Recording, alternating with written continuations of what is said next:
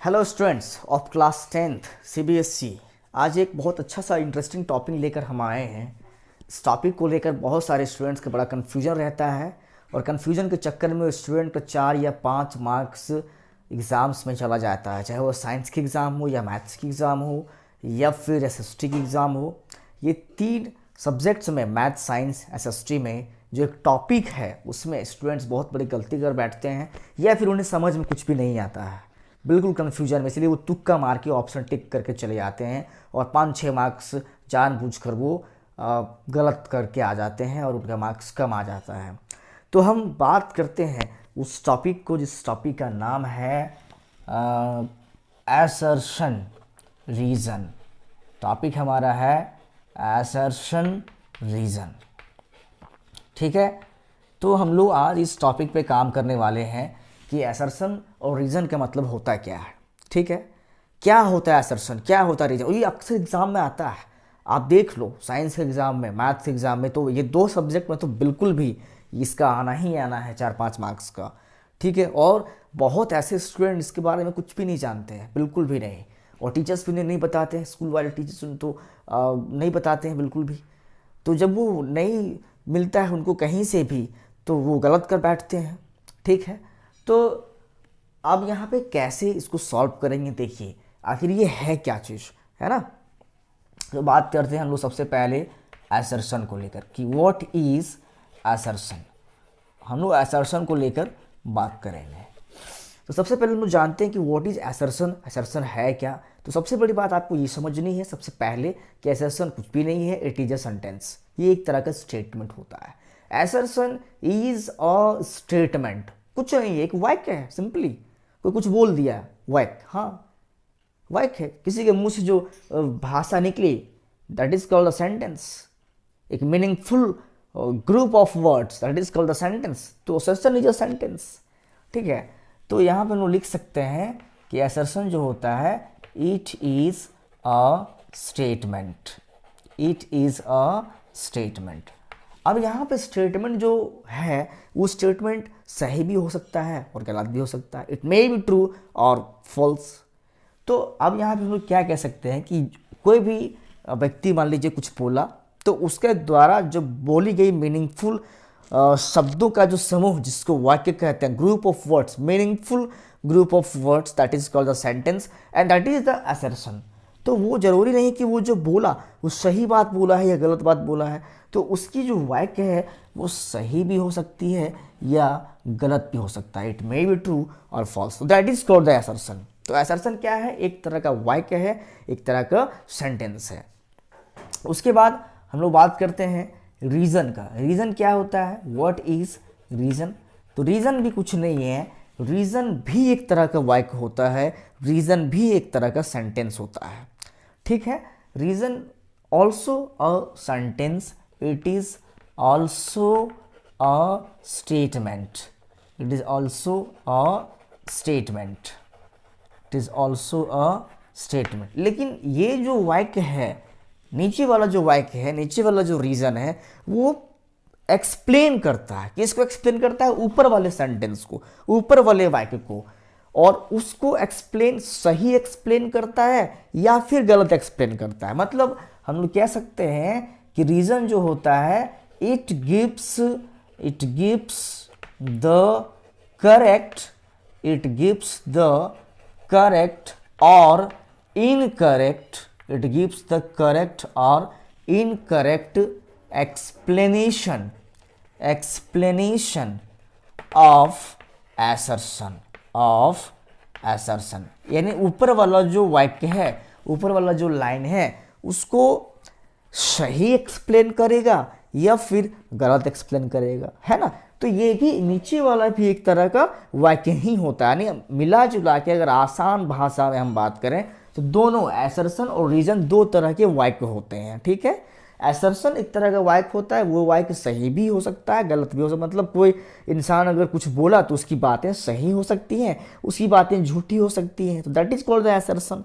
Reason क्या, reason भी एक तरह से वाक्य होता है, लेकिन वो रीजन एक्सप्लेन करता है असर्शन को। अब वो एक्सप्लेन सही एक्सप्लेन कर सकता है या फिर रॉन्ग एक्सप्लेन कर सकता है, ठीक है, ठीक है।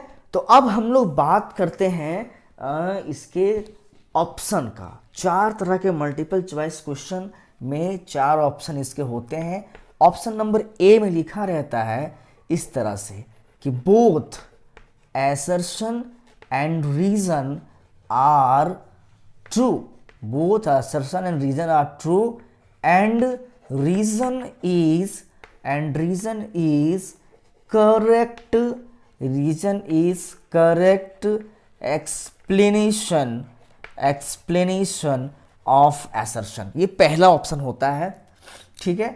ऑप्शन नंबर बी की हम बात करते हैं तो ऑप्शन नंबर बी में लिखा रहता है हम लोगों का कि both assertion and reason are true but लेकिन R is not correct explanation of assertion।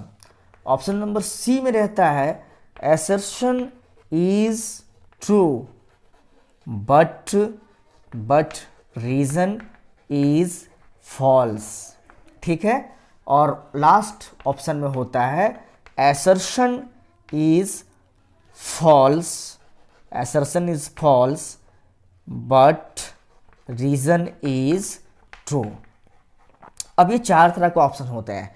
अब स्टूडेंट जब पहली बार इस चीज़ को जब देखते हैं, क्योंकि उसको बहुत जगह पे नहीं मिल पाता है, ठीक है, तो वो सिर्फ तुक्का मार देते हैं कि चलो कोई तुक्का मार दो, सही हुआ तो ठीक है और नहीं सही हुआ तो भी ठीक है।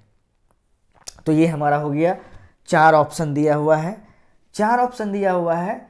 अब कैसे इसको समझना है पूरी तरह से, ये देखिए। हमारा क्वेश्चन स्टार्ट होता है यहाँ से। ये एग्ज़ाम पेपर में कितना भी नंबर में हो सकता है, 17 नंबर में। सपोज कर लो कि हमारे साइंस के एग्ज़ाम पेपर में क्वेश्चन नंबर 17 है ना, 17 में स्टार्ट हुआ, तो ये दोनों चीज़ें हमारे क्वेश्चन हैं, ठीक है। और ये हमारा इस दोनों चीज़ों को समझने के बाद ये 4 ऑप्शन हमारा है। अब कैसे हम लोग इसको, कौन सा ऑप्शन को हम लोग टिक करेंगे, है ना। तो सबसे पहले आप देखिए कि इस तरह से 4 ऑप्शन हमारे पास रहता है। तो क्वेश्चन हमारा असर्शन में भी रहता है, रीजन में भी रहता है। अब असर्शन में एक सेंटेंस, हम अब इसको इरेज करते हैं। असर्शन में एक सेंटेंस हम बोलते हैं, असर्शन में हम एक सेंटेंस बोलते हैं। The sun rises in the morning. The sun rises in the morning, ये हम असर्शन में एक सेंटेंस दे दिए। और रीजन में एक सेंटेंस दे रहे हैं। The bird is flying in the sky, ठीक है। तो हमारा क्वेश्चन यहां से शुरू हुआ, ऐसे क्वेश्चन नंबर 17 असर्शन। अब ये 4 ऑप्शन में से कौन सा ऑप्शन आप टिक करोगे, तो जरा ध्यान से समझो। The sun rises in the morning, सूरज सुबह में उगता है, ये सही है कि गलत वाक्य है? सही वाक्य है, बिल्कुल ट्रू, ठीक है, ये ट्रू वाक्य है। उसके बाद reason, the bird is flying in the sky, चिड़िया आकाश में उड़ती है। क्या ये गलत बात है? क्या चिड़िया आकाश में नहीं उड़ती है? आसमान में चिड़िया नहीं उड़ती है? चिड़िया आसमान में ही उड़ती है ना।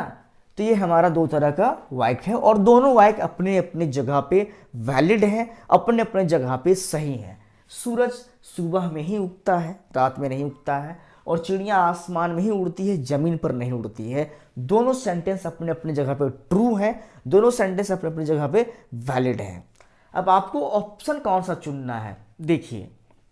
पहला ऑप्शन में लिखा है कि both assertion and reason are true, तो हम लोग अभी जस्ट पता किए कि दोनों सेंटेंस अपने अपने जगह पे सही है, वैलिड है, यानी कि यहां तक हमारा ठीक है। उसके बाद बोलता है reason is correct explanation of assertion, यानी रीजन जो है वो इसका सही एक्सप्लेन कर रहा है। मतलब ऐसा कि रीजन कह रहा है कि चिड़िया आसमान में उड़ती है तब सूरज सुबह में उगता है। क्या ये सही एक्सप्लेन कर रहा है रीजन? क्या चिड़िया को आसमान में उड़ने की वजह से सूरज सुबह में उगता है क्या?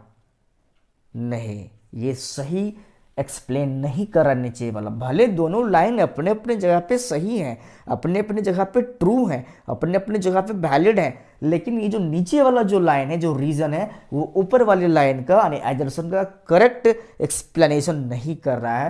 यानी ऑप्शन नंबर ए हमारा नहीं होगा, क्योंकि यहाँ पे कह रहा है कि करेक्ट एक्सप्लेनेशन कर रहा है इस ऑप्शन में, तो ये हमारा नहीं होगा।